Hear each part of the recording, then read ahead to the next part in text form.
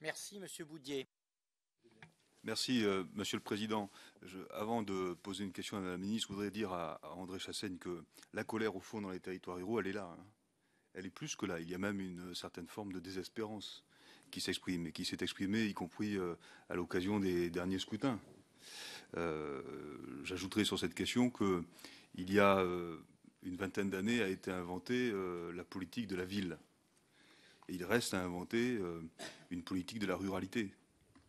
Et nous sommes nombreux, je pense, ici, aujourd'hui, à souhaiter que cette question soit abordée, y compris dans le cadre de l'acte 3 de la décentralisation.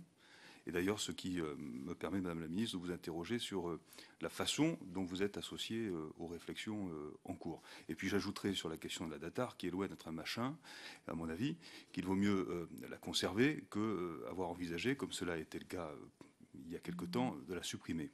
Je poserai ma question, Madame la Ministre, à propos du périmètre du programme 112 et sur une sorte d'angle mort de la politique conduite par le gouvernement précédent concernant la reconversion des sites militaires touchés par le redéploiement des implantations territoriales des armées. En 2008, le gouvernement précédent avait fait le choix de fermer 4 écoles de gendarmerie. Je prendrai cet exemple-là en particulier, celle de Châtellerault, de Montargis, du Mans et de Libourne, en Gironde.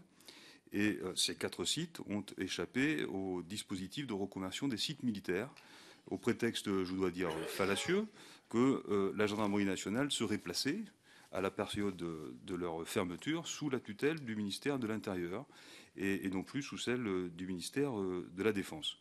Or, ces anciennes écoles sont classifiées sites militaires, demeurent la propriété du ministère de la Défense. Ce sont des sites militaires à part entière, tout comme d'ailleurs les agents de la gendarmerie demeurent sous statut militaire eux aussi. Et le fait pour ces sites et d'autres situations comparables d'avoir échappé au dispositif de reconversion des sites militaires a lourdement pénalisé les projets de reconversion. Pas de contrat de redynamisation, pas de fonds spécifiques alloués, pas d'études d'impact sur leur fermeture. Et dans la plupart des cas, on constate que les reconversions, tout au moins, sont à la peine, si ce n'est au point mort. Et je dois dire que le dispositif de cession gratuite, et je sais que vous avez fléché en particulier certains de ces sites, et je vous en remercie, ne sera malheureusement qu'une réponse partielle, puisque pour certains de ces sites, de plusieurs hectares, il n'est pas envisageable, en tout cas, de les dédier totalement à des programmations immobilières. Ma question sera donc simple. Quel dispositif national peut-on envisager pour ces sites et d'autres situations comparables qui sont d'une nature assez particulière? Le gouvernement serait-il prêt à se saisir de cette question, par exemple, c'est une suggestion, sous la forme d'un amendement au PLF? Je vous remercie. Très bien.